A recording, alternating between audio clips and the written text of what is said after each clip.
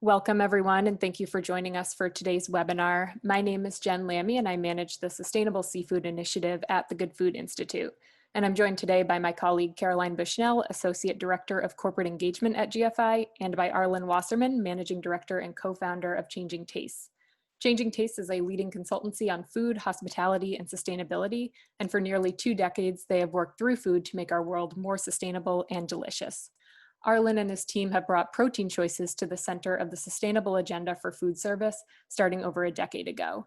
And he and his team have created and catalyzed some of the most significant changes in how we think about protein, including creating the plant-forward culinary strategy, working with the support of the Obama-era USDA to reduce the carbon footprint of food service by replacing a portion of conventional beef with blended mushrooms and other now common ways to move away from conventionally raised animal proteins. We're glad to have Arlen here to present with us. And now for a few housekeeping notes before we get started. Please submit any questions you have through the Q&A function as we go. We will address some of those during the presentation, but we'll address many more as we can during the Q&A session at the end of the presentations. And in addition to the 3 presenters, we also have 3 additional GFI staff on the line to answer your questions. So today we're joined by Claire Baumkamp, Senior Scientist with a specialization in cultivated seafood, Elizabeth Durbis, Associate Director of Regulatory Affairs, and Blake Byrne, Business Innovation Specialist. And finally, a recording of this webinar and the slide deck will be available for all registrants after the webinar. Today's session is split into 2 main sections. First, I'll provide an introduction to GFI, discuss the demand for seafood around the world, and explain why alternative seafood is essential to a healthy, just, and sustainable food system. Caroline will then give an overview of the current market, including investment trends and promising partnerships.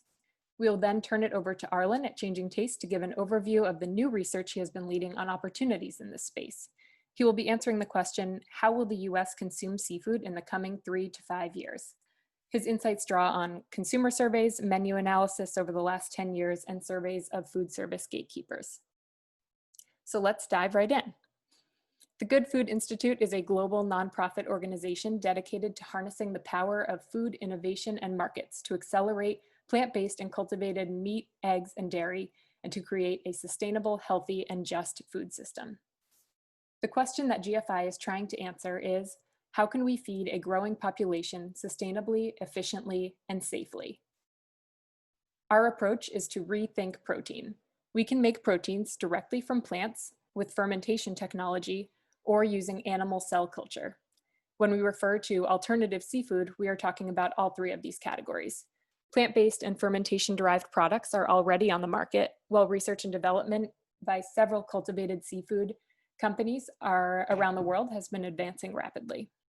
And we'll talk more about the current market for these products in just a few minutes. GFI works in 3 core programmatic areas. Our science and technology team serves as the leading experts on the cutting-edge science of animal-free meat, egg, and dairy technologies.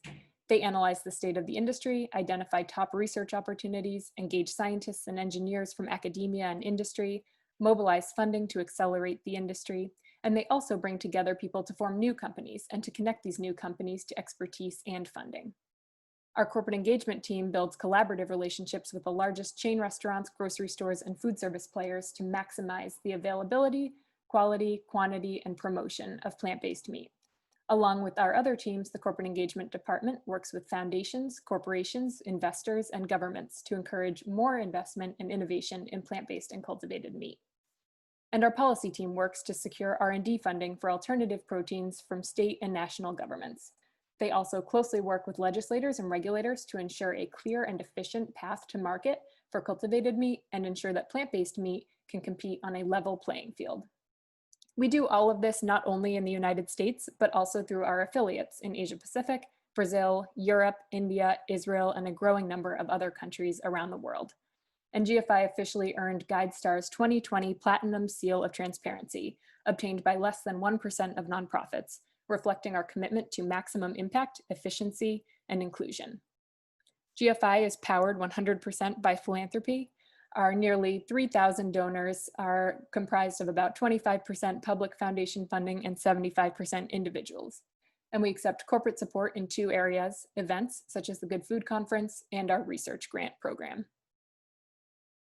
Before we move on, I want to call your attention to 3 newsletters to help you stay in touch. You will see links to sign up to these in our follow-up email with the webinar recording. Our seafood newsletter, which launches this summer, will feature seafood relevant highlights from across the alternative protein industry. For news and opportunities specific to the plant-based industry, we recommend our monthly Plant-Based Insider. And for a broader view of this field and our work, check out GFI's e-news. So what's the status of seafood? Well, we have a lot of evidence that demand is growing and continues to grow around the world for fish and shellfish. First, we know that population growth will continue over the coming decades and will be strongest in low and middle income countries. This is data from the UN showing the breakdown of where populations will be greatest as we approach 10 billion people on the planet by mid-century. At the same time, income growth will be largely driven by those countries with the fastest growing populations. This is a World Bank chart dividing projections for income between high GDP countries and low GDP countries. Those blue bars on top illustrate the massive income growth expected in the currently lower GDP regions. So if we put these two trends together, along with the fact that demand for animal protein increases with income, we get projections that FAO and others have come to, where we expect about a 30% increase in seafood demand over 2010 levels by 2030. So how will we meet that growing demand? Putting supply and demand projections together, we find ourselves in a pretty tricky place. This graph from the World Resources Institute shows how much aquaculture would need to grow to meet that increasing demand by the middle of the century. We know we can't get much more from the oceans. Wild catch seafood rates have largely been stagnant since about 1990. And aquaculture has grown to try to keep up with demand over the past several decades, but projections show growth slowing. A 2017 study from the FAO assessed the growth potential of aquaculture against demand projections and found that only about 17 countries are expected to successfully meet seafood demand with aquaculture. So if we want to provide seafood to everyone who wants it, we need to think a bit bigger. This is where alternative seafood comes in. Instead of expecting aquaculture to meet more and more of the global demand for seafood, we should invest in new forms of seafood production. Why should we prioritize the development and commercialization of alternative seafood?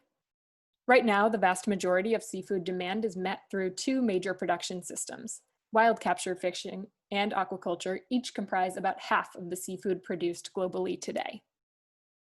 Many of the concerns we currently associate with wild capture fishing would be completely eliminated in production processes of seafood made from plants through fermentation technology or by directly cultivating seafood from cells. As I already mentioned, there is a finite number of fish in the ocean, and though there are examples of successful fishery management programs, we cannot expect to increase the supply of seafood using this source. FAO estimates that only about 7% of assessed fisheries around the world are underfished, while the rest are either overfished or fished already to their maximum capacity. In addition, the main driver of greenhouse gas emissions in wild capture fishing is fuel use. Large vessels with intensive capture systems are traveling further, in large part due to the depletion of coastal fisheries. Third, bycatch, the unintended, unreported, and often unused catch of birds, turtles, sea mammals, juvenile fish, and other non-target species, represents by some estimates over 40% of the entire global fish catch.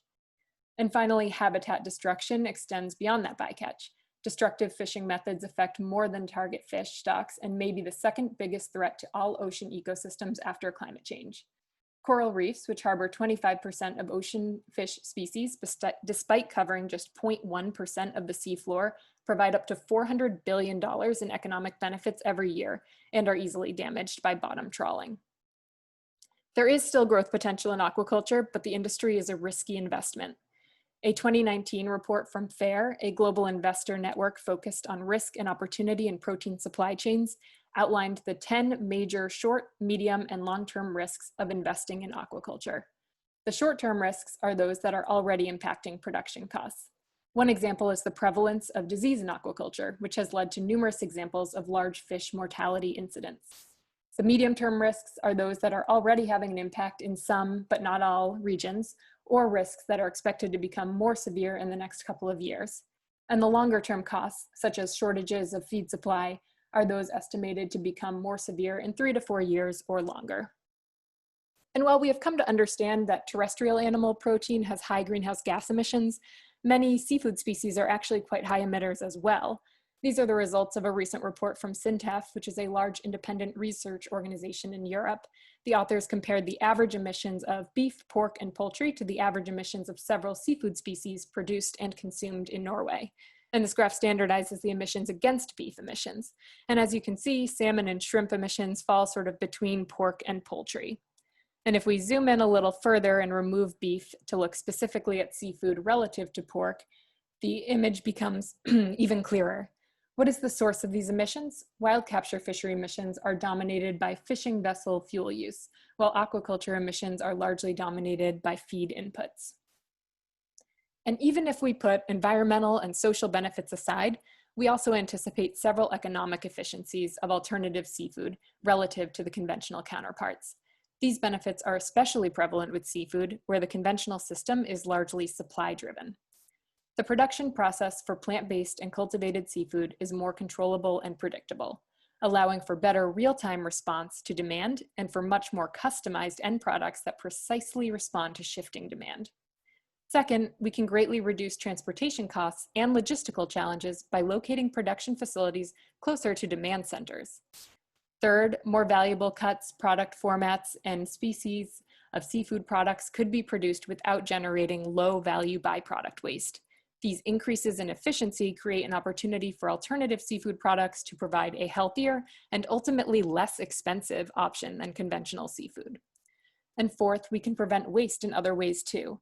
Nearly half of the edible US supply chain was lost due to consumer food waste, discarding of bycatch, or distribution spoilage between 2009 and 2013. Seafood products are highly perishable foods, which presents challenges to producers and distributors as well as consumers, as many consumers do not feel comfortable assessing whether seafood is fresh and safe to eat. Plant-based and cultivated items have a longer shelf life and reduce the need for costly refrigerated transport. At this point, I'm going to hand it over to Caroline, who will give us an overview of where the alternative seafood market stands today. Thanks, Jen. As discussed earlier, alternative seafood fits into these three key categories from a production, cost, and infrastructure standpoint. We can make seafood directly using plant proteins with fermentation technology, or using animal cell culture to create cultivated meat. Here you can see examples of brands in each category. Plant-based products comprise the majority of available options today, and some of these products have been on the market for many years. However, there are really only a handful of products that make up the majority of sales. Most of these products are frozen and available in just a few forms, mainly breaded, like the fillets, fish sticks, and crab cakes shown here. They are typically stocked with other plant-based options, not with their conventional counterparts in the frozen seafood section. We've also included Corn's fishless sticks here, since they are generally thought of as plant-based and sold with plant-based options in the store. However, they actually use fermentation to create mycoprotein, their signature ingredient. Currently, Corn's products are the only alternative seafood products using fermentation that are broadly available for purchase. In the last few years, several plant-based startups have emerged to continue improving the sensory and nutritional quality of alternative seafood and to expand into other product forms. Sophie's Kitchen was founded in 2011 and is the maker of several plant-based seafood products, including breaded shrimp, shelf-stable tuna, and smoked salmon made from konjac root and seaweed. Good Catch, launched in 2016, is the maker of plant-based shelf-stable tuna, using a unique blend of legumes for a cleaner label, along with frozen appetizers such as crab cakes. Ocean Hugger, also formed in 2016, uses the concept of biomimicry to replicate the texture and flavor of sushi using intact fruits and vegetables, where their native flavors are replaced with those invoking fish, such as savory umami. Their signature product is a raw tuna replacement for sushi made from tomatoes. And New Wave Foods, formed in 2015, produces shrimp made from seaweed and other plant ingredients. Last year, they received funding from Tyson Ventures. And this list is not exhaustive. It's just a sampling of innovation in the category. In fact, in just the last several months, notable new plant-based seafood companies and products have launched. Kuliana, based in Berlin, is producing plant-based bluefin tuna using algae and plant ingredients. They're focused on achieving the right texture for sashimi and will first be launching in food service. Hooked, based in Sweden, is launching shredded salmon and tuna as their first two products. They're made from soy protein isolate with added seaweed for flavor and algal oils for omega-3 fatty acids. The products will first launch at food service within Sweden, but Hook plans to eventually expand to retail into other countries. Wild Skinny Clean is a recent spin-off from Van Cleef, a small family-owned conventional seafood company in Virginia. They're focused on creating clean label plant-based seafood products, such as shrimp made from konjac root and other plant ingredients. This list, of course, is still not nearly exhaustive. Not featured here, but worth noting, is an interesting innovation from plant-based meat company Upton's Naturals. They recently launched a cod substitute made from banana blossoms for a light, delicate, flaky fish texture. And yet there is still so much room for innovation in plant-based seafood. First, humans eat 200 to 300 different species of aquatic animals as seafood, yet companies are only currently making just a handful of those products in plant-based versions. A few examples of species and forms that have not been attempted by plant-based companies yet include salmon fillet, squid, clam, lobster, mahi-mahi, and swordfish, among many others. Second, most of the plant-based products currently on the market are ground, minced, or breaded, but seafood is often consumed as a fillet. There remains massive opportunity for innovation that can achieve the flaky and delicate texture of fish fillet. Third, there is very little plant-based seafood in the refrigerated section of the store, where consumers generally shop for seafood. Moving beyond frozen and shelf-stable products, often shelved in limiting veggie sections, will increase the visibility of plant-based seafood and accelerate the growth of the category in the same way that refrigerated plant-based milk and meat, placed respectively in the dairy and meat aisles, has done. Turning our attention now to cultivated seafood, there are several technical considerations that may accelerate the development and commercialization of cultivated seafood relative to terrestrial meat, making seafood a particularly promising application for this technology. First, fish cell culture can be performed at lower temperatures than mammalian cell culture. And fish cells can also grow in low oxygen conditions. Marine animal cells have a high buffering capacity, meaning they're able to maintain a neutral pH in acidic environments. Many fish species undergo rapid expansion of muscle cells as juveniles, which may lead to a high yield of muscle tissue in a shorter amount of time in cultivated seafood production. Many fish and crustaceans retain high expression of the enzyme telomerase, which may facilitate the establishment of immortalized cell lines for research use and commercial cultivated seafood production. And finally, finfish meat has a simple structure relative to muscle tissues found in many terrestrial animals. Over the past few years, 7 companies dedicated primarily to seafood have launched in the cultivated meat space. While this may seem like a lot, there are dozens of companies working on terrestrial meat and far fewer relevant species. However, these companies have all made tremendous progress in the past few years, many holding public-facing product demonstrations. And 2019 saw some major funding milestones in the category, with 3 of these companies raising Series A rounds.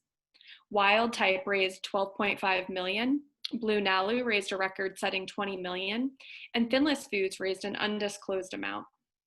In April of this year, just 1 year after their founding, Shiok Meats secured a $4.6 million seed round to develop cultivated shrimp in Singapore after support from accelerator Y Combinator. And they just announced another $3 million in bridge financing ahead of their Series A round. Here are photos from 5 companies showing proof of concept for their cultivated seafood products. As you can see, they look no different than the comparable conventional forms of seafood. And I'd say they all look pretty tasty.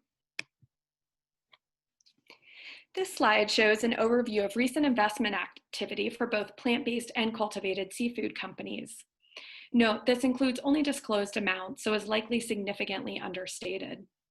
Investment activity has continually increased over the last 4 years, more than doubling each year, as new companies have launched and investors have increasingly identified the significant opportunity that is presented by alternative seafood. In just the first half of this year, 35 million has been raised, not far off from the 41 million raised in the entirety of 2019. Last year's Blue Nalu raise of 20 million was the highest funding round in the entire cultivated meat sector at the time, although it was since exceeded by this year's Memphis Me Series B raise of over 180 million.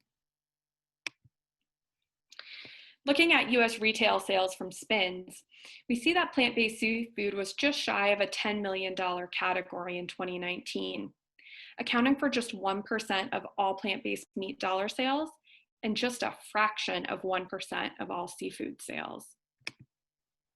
To put that further into perspective, this chart breaks out plant-based meat sales by animal product type, including seafood.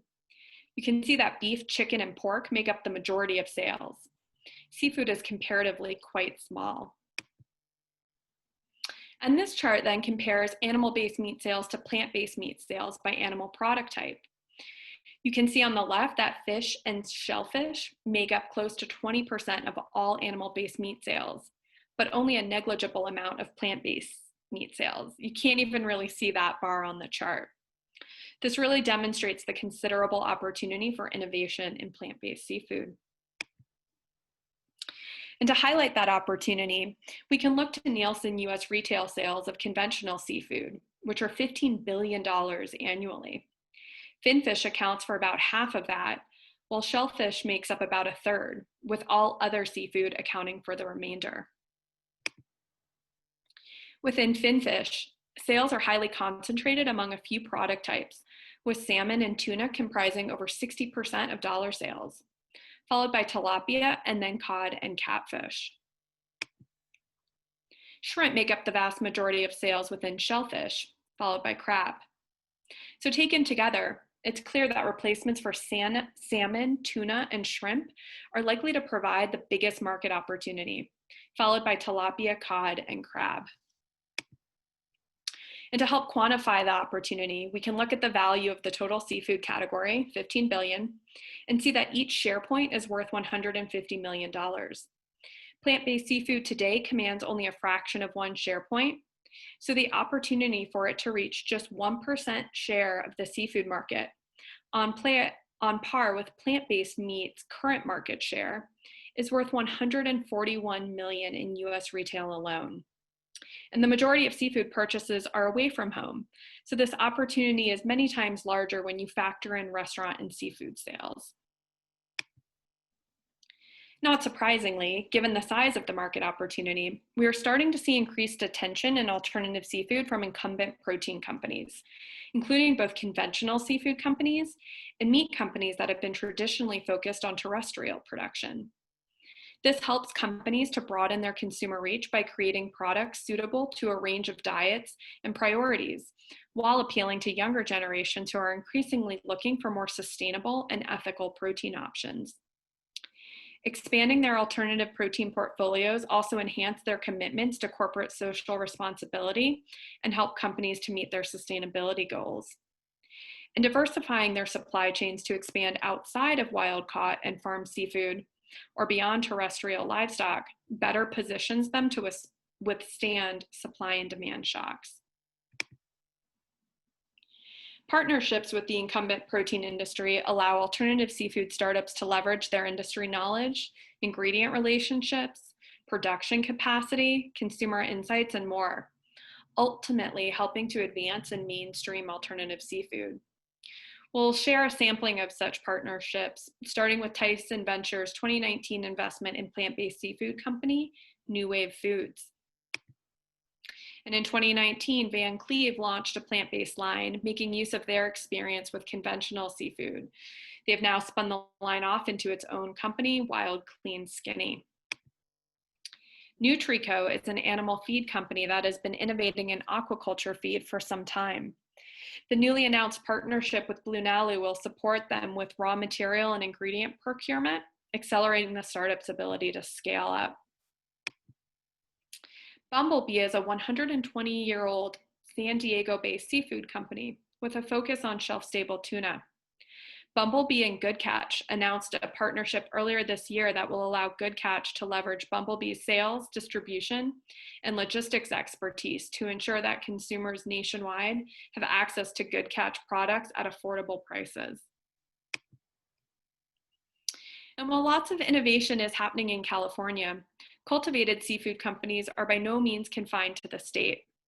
Blue Nalu, Finless, and Wild Type are indeed headquartered in California, but Culture Decadence is based in Wisconsin, and 3 major players are located outside of the US.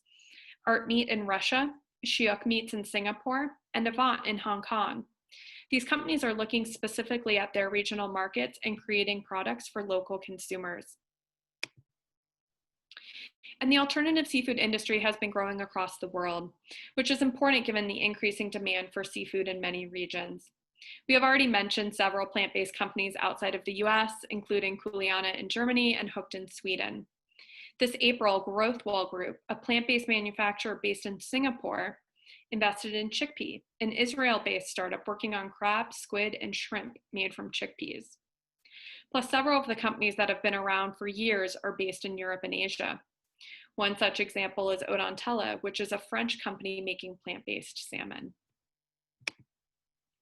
So now that we understand the need for alternative seafood and have a sense of the current landscape, let's turn to the future. Arlen will now share brand new research on projected demand for seafood in the US and insights into what type of products might succeed.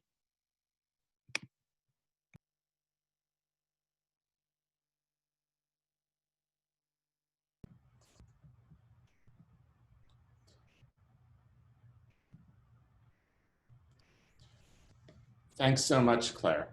What I want to share with you all now is a review of research we did prior to the last 3.5 months in our response to COVID, and also some research and insights about how COVID is reshaping the market that we'll all face in a couple of years. But mostly what we want to do is to take a look ahead at how we will eat fish and seafood in the US over the next 3 to 5 years as new products, some of which Jen and Claire mentioned, others of which you on the call may choose to help develop, come to market. Where will we eat them? And most importantly, what are the opportunities to shift us away from wild capture and conventional aquaculture, fish and seafood, and towards alternatives? One thing we also wanted to share with you is, what do the gatekeepers, what do the 40,000 or so professional menu, merchandising, and purchasing decision makers who worked in the food industry think about seafood alternatives and what they'd like to put on their shelves, in their cases, or on their menus? Hi, Arlen. What we did in part to gather this research is to look at the last decade of menus posted online in the United States and do some algorithmic assessment to look at what the next 4 years may bring. We also surveyed 3,000 adult US consumers who matched the US Census demographics from 2015.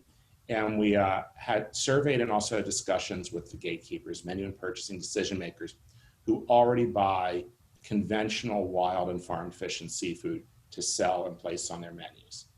And then we've actively looked at how our industry is responding to COVID-19. What are the key findings? Well, the great news for those of you on this call, but also for those in the conventional fish and seafood industry, is that fish and seafood consumption is poised to increase in the US in the next few years. About 16% of US adults, the same as in past years, have said that in the next year or two, they want to actively limit the amount of red meat they eat, although they don't want to exclude meat entirely from their diets. And another 19% are looking to eat meals without red meat in them. That's a significant third or more of the US adult population who's moving away from red meat. We've been asking for the last decade, what would you like to eat instead? This year, for the first time, US adults' first choice is to replace red meat with fish and seafood. That's more than last year's choice, which was to just eat smaller portions. And eating fish and seafood is now more popular a choice than replacing red meat with plant-based foods or plant-based red meat alternatives. The reason we're not seeing skyrocketing sales in fish and seafood, though, is that consumer concerns are preventing increased consumption. Most consumers are now somewhat or extremely concerned about a host of ocean health issues: mercury, microplastics, heavy metals, radiation, as well as other issues that are addressed by the conventional seafood and sustainable seafood industry community around slave labor, antibiotic use, and overfishing. This has brought on a new conventional wisdom. It used to be that adults would say, fish is the healthy choice, wild fish is best. The new conventional thinking that we're seeing is that ocean health and our health are connected through fish and seafood. Today in the United States, 93% of adults eat fish. Half do so for health reasons. High in omega-3 is good for my heart. But a remarkably low 17%, or less than 1 in 5, think it's safer to eat than other protein choices. If we look a little bit deeper by age, we see that millennials are especially concerned about ocean health issues as they pertain to their choices of whether or not to eat fish and seafood. The older generation, boomers, the silent generation who fought in World War II, are less concerned. They probably still are more likely to hold the belief that wild fish is the healthy choice and the best choice. But plastic pollution and other ocean health issues are rewriting what the American marketplace thinks about the current offer of wild and farm fish and seafood. Women are especially concerned and most skeptical about how fish is produced. The preference for wild fish as opposed to other production methods, including cellular, erodes with age. Younger consumers have no established preference. Interestingly, people who are trying to eat healthy are less likely now to prefer wild fish than the general population. The reverse used to be true. Consumers are also showing enormous acceptance for cellular fish and seafood. 43% of consumers this past January said they would consider replacing all or some of their current fish and seafood consumption with cellular products. 16% are interested in eating plant-based, and a third currently say they will never try plant-based replacements for fish and seafood. The other news, and this is important as we think about what products to bring to market, is that we don't have to replace the current offer that the oceans and wild capture fishing, along with current aquaculture, offer us. In fact, most people would rather eat or rather purchase and sell a different mix. When we look at the share of US menus over the past decade and projecting ahead 4 years, we already see that there's some significant shifts going on. Everyone says shrimp is America's favorite seafood choice. That's true, but it's declining in the number of menus it's on or restaurants it's offered in. And just as an FYI, when we say a menu, we mean a menu. If it's McDonald's, that is one menu. If it's a restaurant in your neighborhood, that is one menu. Salmon is increasing tremendously over the past 6 years and has replaced tuna and crab as favorites. If we look at this a little differently, and we'll share all of these slides afterwards, you can see that there's a few types of fish and seafood that are moving quickly. One of them is octopus, which went from not even being one of the 20 most popular types of fish and seafood to now being in the top 20 and actually increasing in the number of restaurants that offered it prior to COVID more than anything else. You can also see that ahi tuna is making a similar increase in popularity. When we ask the gatekeepers, the purchasing decision makers who decide what choices to offer consumers, and we said setting aside price, which is one of the promises of both cellular and plant-based, setting aside price compared to its wild cognate, what would you prefer to serve? We see that lobster, lump crab meat or picked crab meat, and scallop all rise to the top and jump over a host of wild and farmed fin fish, which now make up a large volume of what's offered. So there's an opportunity, whether it's plant-based or cultivated, to offer a fairly priced lobster, crab, or scallop that will push out wild or conventionally farmed fin fish out of the marketplace.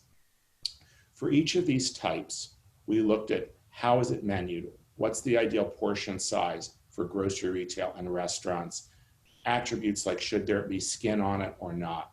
I'm showing an example of salmon. For those of you who want to dive in deeper into any of the top 25 types of fish and seafood, or a host of mollusks and even sea vegetables, please follow up, and we're glad to offer a half hour of conversation to those of you on the webinar to drill down into the large amount of data we have about many, many different types of fish and seafood. We also look at where future buying interest is. And again, unfortunately, this data is pre-COVID. We have some thoughts on how that will change though. And we see interest not only in salmon, but in other places on pre-cut portions, which are certainly easier to manufacture. You don't have to replicate an entire fish. And also chilled and smoked and ready to cook, including breaded. These are very important because one of the other things we found when looking at US adult consumers and also chefs is that cooking methods will continue to evolve, or really our commitment as a country to not cook. Both gatekeepers and consumers now are most keenly interested in fish and seafood products that require almost no cooking, like smoked and cured fish that is unwrapped and placed on a plate, or pre-breaded and either ready to bake or fry fish, or seafood, which really just means warm me up before serving. These two types of cooking, if you'll call it that, methods or preparations are now more of interest than broiled, baked, and other methods where whole muscle fish and seafood is necessary. We want to take a minute and now look specifically at plant-based and then a little bit of cultivated. For plant-based fish and seafood, the biggest thing is, compared to what we saw in plant-based red meat replacements, there is no seafood burger. Yes, octopus is growing in popularity, but there is no killer item or recipe that dominates the category. So if you're thinking about making a ready to serve or ready to cook item, there is no one fish or seafood item that will gain market share compared to a burger that the typical adult in America eats 3 times a week. Clean ingredients matter a lot. What we're seeing in plant-based is occurring alongside the clean ingredient movement to avoid synthetic chemicals and additives. We know that big protein companies who are launching plant-based meat lines are now cleaning up their labels to be more whole and minimally processed ingredients and fewer ingredients overall. This will be important as well for fish and seafood, and looking at end pricing also can be an advantage. There's huge waste in dealing with fresh fish now, both in spoilage and on-site butchering. Also, we wanted to take a minute to talk about COVID-19 implications for the marketplace. Everyone has seen charts like this. The restaurant industry is largely closed. This week it's reopening, but in places like Houston, we know it's probably going to close down again. Compared to every other animal protein, more fish and seafood is eaten away from home. 70% of all fish and seafood sales by dollar value in the US are to the restaurant industry up to COVID. Most seafood distributors lost 70% of their value. We've done an assessment and believe that 70% of independent full-service restaurants, which are the ones most likely to sell fish and seafood, will not reopen successfully. Some of our competitors and peers put that number as high as 85%. We have no reason to disagree. Takeout is also becoming a larger part of the offer for restaurants that do stay in business. And this is of concern because fish and seafood has to hold in good condition for an hour. Ghost kitchens went from the blip to the norm. Before COVID, there were 352 kitchens that did delivery only. Now about 15% of independent restaurants, or about 70,000, do some mix of delivery only or pickup only. It's a great new and easier channel for piloting. Cooking can be more easily managed, and pickup and delivery is also going to garner a larger share of meals at home. Again, before COVID, only 37% of independent restaurants did takeaway. Now it's a part of almost every restaurant still in business. So designing products that can last for that hour from when it goes into your car to on your table also is an opportunity. A lot of conventional fish and seafood just won't be successfully served and taste very good at the end of that hour. To sum up the opportunities ahead for the alternative seafood industry: amazingly high receptivity for cultivated seafood, ocean health and the recognition of problems in our ocean like microplastics may be a major driver.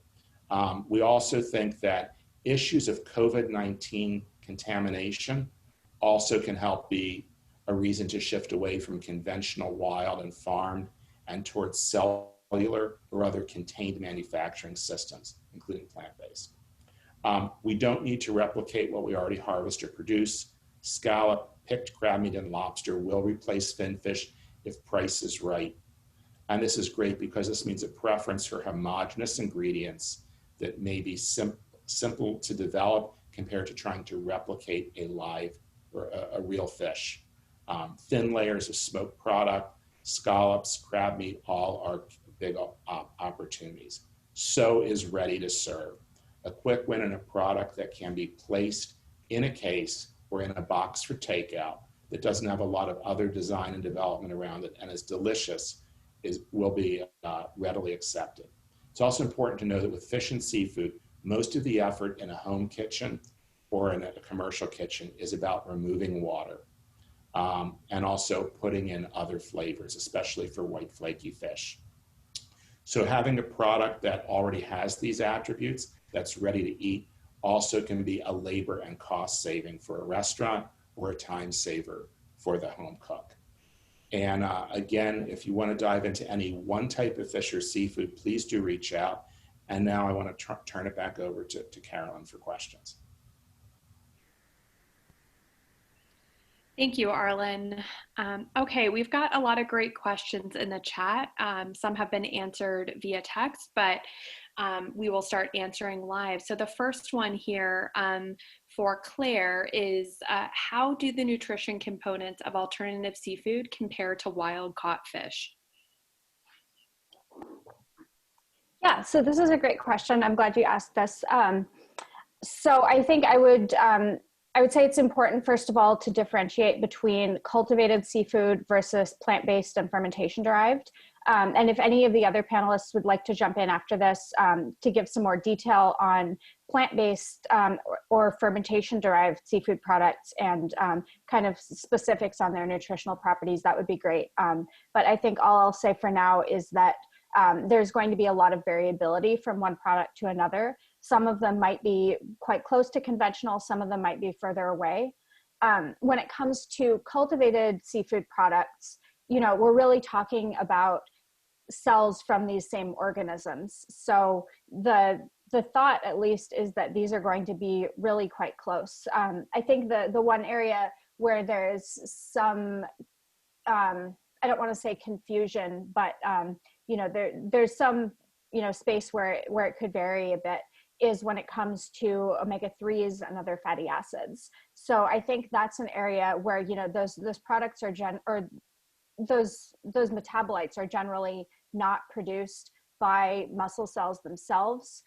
Depending on the fish species, often they're bioaccumulated from algae. So that's something we really need to be cognizant of. and something that the companies are going to need to figure out strategies to achieve, to actually get seafood products that match the nutritional properties of conventional seafood. And so I think there are certainly strategies, and I think that's ultimately the goal. But it would certainly be possible to produce a cultivated product that wouldn't have those fatty acids in them. And so I think that will be something that the companies need to have an active strategy rather than just assuming that will occur. But again, that depends somewhat on the species. Great, thank you, Claire. So the next one we have here from Scott: all of the options that I've seen or been aware of do not aim at targeting the massive growth of seafood in low-income countries. Are there some seafood alternative companies that are focused on feeding the third world countries? Claire, would you like to answer that as well? Yeah, I think Arlen also said he had some thoughts on that. So if you wanna jump in first, Arlen, and then I may want to add to what you say. Sure. In some ways, an entirely different, line of thinking about the health of the ocean. But over the next 20 years, the greatest locus of increased demand for fish and seafood is going to come from Africa. And although a lot of us don't think about it, sub-Saharan Africa, the lower half by income, get more of their protein from fish and seafood than any other group in the world.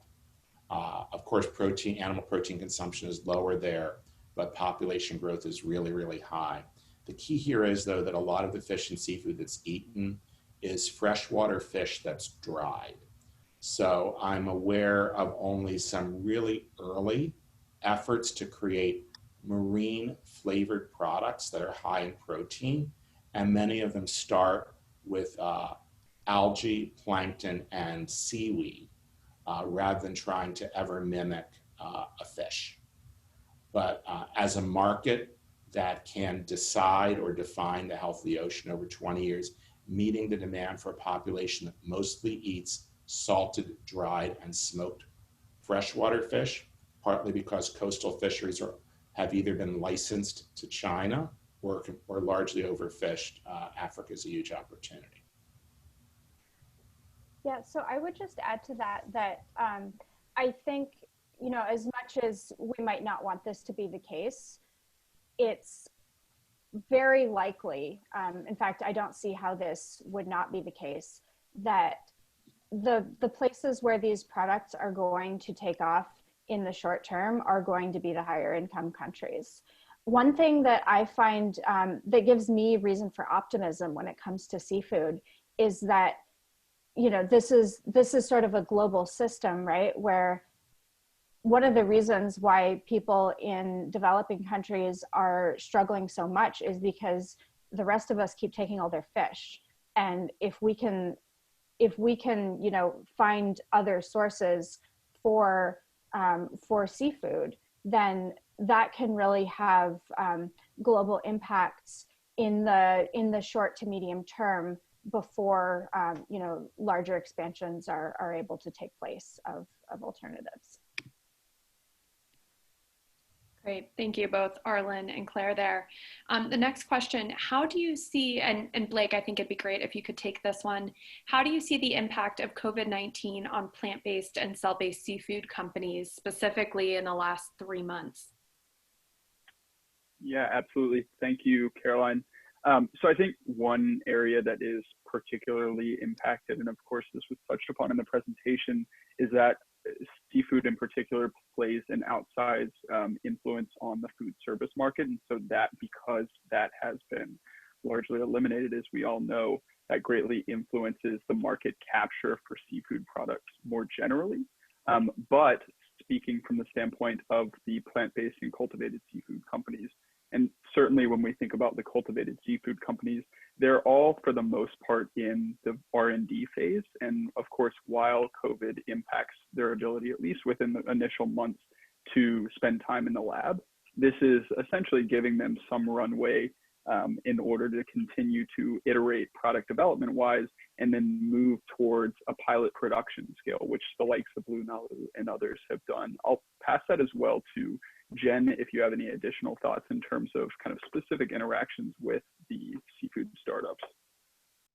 Yeah, no, I think you covered it really well. And one other thing that I wanted to add was just that, we've seen the impact on the seafood industry from COVID, not only in terms of this food service, the diminishing food service share of the market, but also in the seafood industry itself and the production side. So by, having employers in close quarters, both on fishing vessels and in processing plants, and then concerns also with so much of the trade of seafood, which is really a massive global commodity, that we're just seeing that the case for alternative seafood is continuing to grow, just as we look to make sure that the food system that we continue to build is resilient for future crises like this.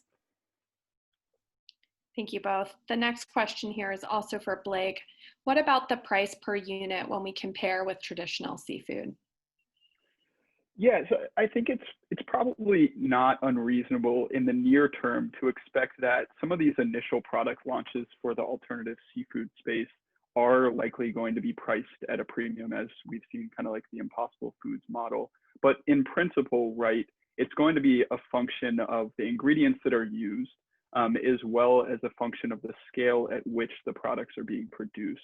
So if we think about from the standpoint of the ingredients, and if we look to the plant-based seafood space in particular, if a product is primarily comprised of, say, soy, you may expect it to be priced somewhat lower than products that are using summarily less prevalent protein ingredients. So you could imagine an approach where you're using duckweed or lemna, incorporating seaweed as well as algal oils. And these ingredients, because of their higher price, it's going to create a higher price point in the market itself. And of course, we'll also consider kind of the case of cultivated seafood, where that's really, at least in the near term, again, going to be almost entirely a function of the scale at which the cultivated seafood is produced. So each unit of cultivated seafood, say of cultivated bluefin tuna that's produced in the near term, because the scale is quite small and the companies are only now starting to create pilot production facilities, the prices you would imagine will be still at that premium level, which we might expect within the next few years to be available in some high-end restaurants, but it won't be at a price point where, say, you're going to see a filet of fish of cultivated seafood in a McDonald's anytime soon. Thanks, Blake. This next question, I'm going to start with you, Arlen, if you have any thoughts here. Anne asks, how much of adoption of seafood in diets is predicated on the consumer's comfort with cooking and preparation? So I would say the consumers have largely decided they would prefer not to cook, right? 70% of fish and seafood is eaten out. Even during the depths of the first round of COVID sheltering, restaurants retained 15% of their revenue because people would walk blocks to get a bag of food rather than cook. And the preparation or the types of products people are looking at are those that you can basically open the package and put it on a plate. And that's the level of culinary excellence a lot of homeowners expect, whether that's a pre-cooked shrimp ring you get today, fried shrimp you put on a cookie sheet and bake off, or smoked salmon or other fish that you just pull the plastic off. So that speaks to creating products that are fully finished for the home cook. And that's a really great opportunity for plant-based especially. Conversely, we are seeing that the consumers before COVID, when they went out, were more and more looking for scratch cooked meals rather than meals that looked like the same ready to eat or serve products they can buy in the grocery store. So that kind of creates a wedge for some types of plant-based replacements. COVID has shifted the market more to eating at home, which over the near term speaks to a lot of great opportunities for plant-based replacements that are just nearly ready to eat. But if cooking is required, then I think people will choose to cook other than fish and seafood proteins at home, just as they did before COVID. And Arlen, one more question here for you. Are we seeing growth in the alternative seafood industry with regards to seaweed? So yes, that's another wonderful conversation as we move people who used to fish wild fish to now farm plants. And it's also a big opportunity. While most of the purchasing decision makers that we talk to and surveyed believe that 5% of American adults eat seaweed, when we asked 3,000 American adults in January, when was the last time you ate seaweed? A third said they ate it in the last month. This could be the takeout sushi effect as a gateway to eating nori, but Americans seem very interested in consuming seaweed and very open to do it and do it more. Thanks, Arlen. This next question here is for Elizabeth. Regarding the labeling of cultivated seafood products, is there a common regulation around the world? Thanks. This is Elizabeth. No, in general, there are not regulations that cross national boundaries on matters like this. I mean, every country has its own regulatory system for food. I know of one exception. Australia and New Zealand have a joint system of food regulation, and there may be others like that where countries have a close enough relationship to set up a system of joint regulation, but in general, no, those would be exceptions to the rule. And I'd go a step further and say I think that regulation of plant-based seafood may be different than regulation of cultivated seafood, because in a lot of countries you have a novel food regulatory framework that puts novel foods in a different category. And in many countries that have regulations like that, though not all, cultivated seafood is going to be considered a novel food. And so the labeling regulation may be separate, but you really have to look country by country because each country has its own rules and its own system of food regulation. Thanks, Elizabeth. This next question here is for Jen. What seafood manufacturers can tap the opportunity towards producing plant-based seafood or cell-based seafood at scale? And in your opinion, how long might that take? Yeah, I mean, those partnerships could really start immediately. And I think we can safely say that getting involved in this new industry sooner rather than later would be advantageous to companies in the industry, not just from the seafood company perspective, but from the point of view of these alternative seafood companies who could really leverage the expertise and distribution systems and understanding of the conventional system. So if you look at a small company kind of case study of, Van Cleve getting into the plant-based space, they're able to, not only leverage all of their connections in the conventional seafood industry to make a plant-based product, but also able to just leverage their own internal understanding of, what good shrimp should taste like. And they've been able to put out a really successful new line of products because of that. So I think the time is now for these companies to get involved. And I think really companies at all spaces along the supply chain can have a role in this. And those, those roles will shift based on the current position that, you play in the existing industry, but there's definitely room for everyone here. Great, thank you. We just have 3 more questions that we'll go over, and then we will and answer, and then we'll wrap up. So the next one here for Claire: what benefits from a cell to fork perspective do lean fish represent? So I guess I'm not totally sure what you mean by cell to fork in this context. If you want to add any clarity in the chat, that would be great, but I'll try to take a stab at this. So I think one really big benefit is that cultivated seafood products aren't going to have to, produce skin and bones and organ meats and all of these other things that in a conventionally produced fish, you would be throwing away some pretty significant portion of the fish between, between the point that at which it's caught and the actual seafood product that someone's going to be consuming. So from an efficiency perspective, that's a really big benefit. I'm not sure if that answers your question, but there it is. Thank you, Claire. So next question here, and I think maybe Jen and Blake, you both might want to weigh in on this. Will an outsourcing model work for alternative seafood, or should it be manufactured near to the customers?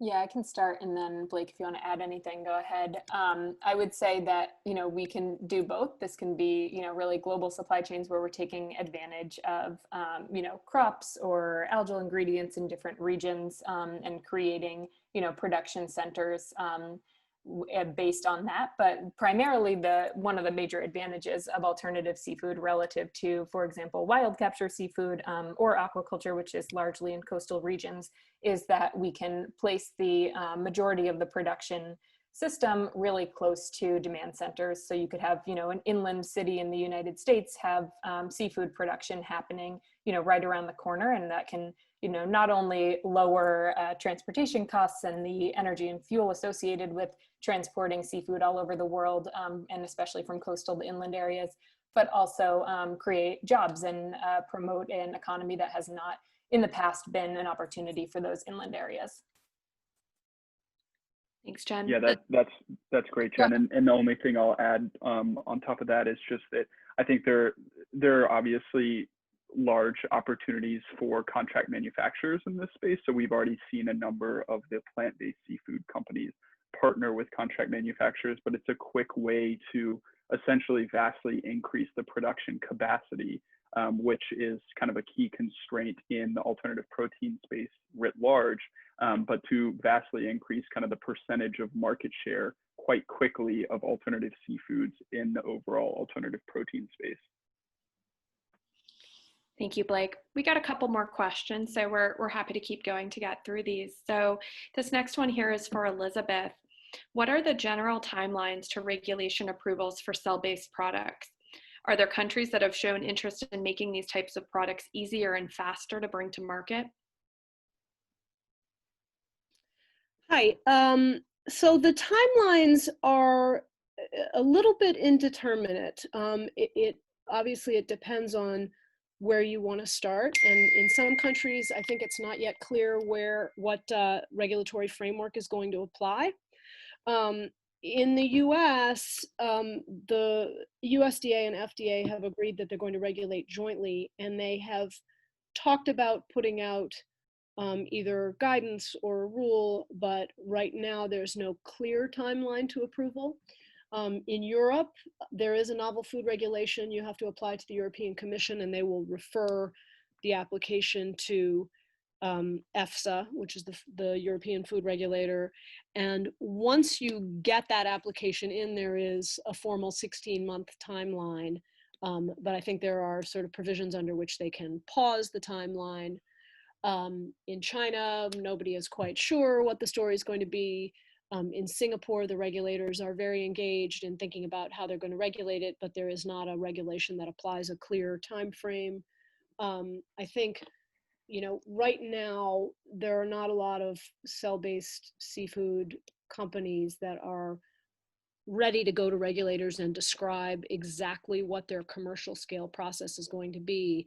And as they get closer to that, hopefully they are talking to regulators, and, the regulators are working up a clearer set of regulatory information that they're going to require, and that would lead to a clearer time frame. But I think if somebody went in with an application right now, I would guess it would take any country maybe 1.5 to 2 years to get to an approval. But that's just a guess. Thank you, Elizabeth. Next question here, from business point of view, how do you see the growth in India as a market for alternative seafood? I think maybe Jen and then Arlen for your thoughts on that. Yeah, I can speak super briefly to this. Not an expert on the Indian market, but I just want to say that GFI India, our affiliate organization, is keenly interested in helping to develop the space, especially with this concept of, India wanting to increase aquaculture to allow for more domestic seafood supply. And the focus there is really looking at how can India play into this space, and what kind of crops as inputs for plant-based proteins, what kind of algal ingredients, what kind of other sort of sources can be played into from their local economy into this space. So it's definitely an area of keen interest, and I think there's a huge role for India to play in this space, even though it's still super, super early to say for sure what will happen there. I agree with what Jen said. When you look also at the cooking techniques that are so popular in India about infusing flavors through simmering or marinating, as well as hot oil, there's a lot of room for kind of blank canvas products. The flip side, though, is the Indian government has made a decision to industrialize the west coast of India for shrimp aquaculture for export. And so exporting other things that compete with that from India might be complex with respect to investment and regulation, given that there is an exceptional scrutiny over needing to have joint ventures if any economic business activity occurs in India. Thanks, Aaron. All right, so this last question to kind of tie it all together here, and we'll start with Jen, and then any other panelists who would like to contribute, please do. Do you see the future of seafood alternatives more in cultivated seafood or plant-based seafood? Yeah, I love this question, and I'll be super quick about it and let anyone else who wants to jump in do so.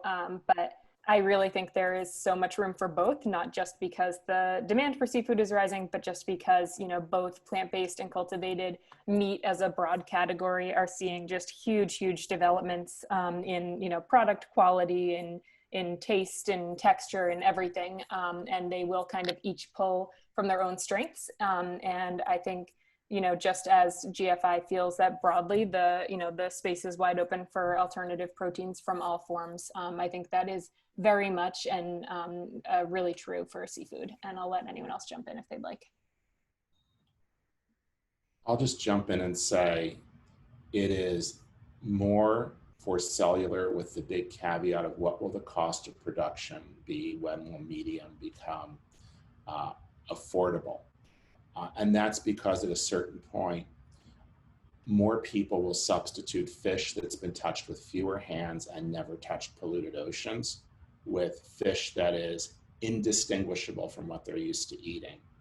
Plant-based has a much better short-term opportunity. And as long as restaurants stay closed and take years, we think, to ramp up, people will be embracing plant-based foods that they can easily cook and serve at home. Okay, and I think it doesn't sound like anyone else wanted to jump in on that. So we got one final question now. And let's see. Given the environmental and social concerns that consumers raise in regard to wild seafood consumption, are any plant-based companies evaluating life cycle impacts of their products to help make the case for their products? Jen and maybe Blake, you could address this. Yeah, so it's a great question, and we definitely, the more data we get on this, the better, because I think, will be a huge selling point for these products. On the life cycle assessment side, it's really interesting because the conventional seafood industry is actually fairly data scarce in terms of these kinds of analyses. And so it's really hard for, a new company to come into the space and show a comparison between themselves and the conventional version of their product without there really being good studies on that. So there is some really good research going on right now, including out of Johns Hopkins, on life cycle assessments for many of the most widely consumed seafood species. So I think that will kind of help set a baseline, and then the companies in the space can start to do their own on their processes as they continue to scale up and continue to build their processes and refine how they're getting their product to consumers. So there's definitely work to do there. I think, the big point, though, and the reason that we think this is such a massive part of the sustainability story is just that, by nature of efficiency, plant-based and cultivated seafood should really be able to, provide the products that consumers want without, the whole process of creating an animal. So I think we'll see good results, but there's definitely work to do there. Great, thank you, Jen. And we got one last question from Scott. Generally, I'd assume that plant-based or cell-based products will have a pathway to lower cost than fresh caught or aquaculture systems. Is this assumption correct, Jen? Yeah, in the long run, definitely. And that's, kind of piggybacks right off what I was just saying, which is that as we kind of scale up these alternative processes, the efficiency argument will really come into play, and we won't be growing bones and scales and eyeballs and all of these things that, for the most part, consumers don't want in a lot of markets, and instead creating just what consumers want. So once we get things up to scale, once the processes are really refined, there's no reason to think that we can't actually compete with conventional seafood on price, especially as the fish in the sea become more and more scarce. Great, thank you, Jen. And thank you all for joining us today. As Jen said, we have a wealth of resources available at www.gfi.org. You can also contact Jen directly or contact Arlen at Changing Taste directly. And we hope you enjoyed the presentation.